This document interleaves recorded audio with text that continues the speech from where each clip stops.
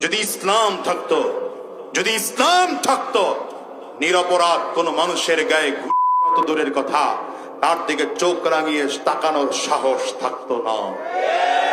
তোমার কথা বলেন না কেন?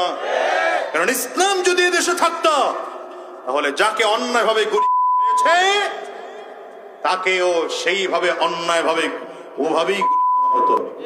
কিন্তু আমার দেশে যখন জুলাইয়ের আগে যা গেছে গেছে, 24-এর আগে, 24-এর পরে এসে দেখা গেল মা যত অপরাধ হয় এদেশে কোনো বিচার হয় না। দোকান দখল হয়, বিচার হয় না। বাড়ি দখল হয়, বিচার হয় না। আমার কথা বলেন না কেন? চাঁদাবাজি হয়, বিচার হয় না। গুণ হয়, খুন হয়, এগুলো বিচার হয় না।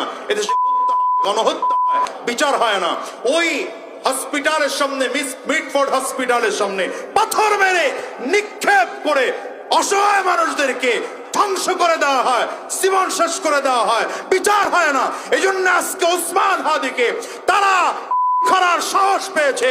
যদি এক হত্যার বিচার হতো, আমার বাংলাদেশে দ্বিতীয় অপরাধ কেউ করার সাহস পেত না। ঠিক কিনা?